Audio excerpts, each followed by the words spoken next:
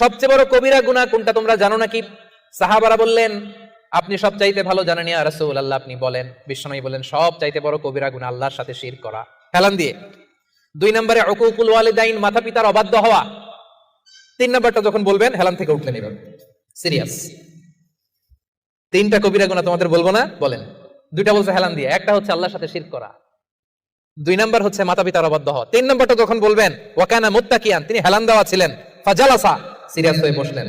এরপরে বললেন, আলা ওয়া কাউলু যুর, আলা ওয়া শাহাদাতু যুর, সাবধান, মিথ্যা বলো না, মিথ্যা সাক্ষী দিও না, মিথ্যা সাক্ষী দিও না, মিথ্যা সাক্ষী দিও না। বিষ্ণুবি বলতেই লাগলেন, বলতেই লাগলেন। কতবার যে বলছেন তার কোনো হিসাব নাই। সুবহানাল্লাহ।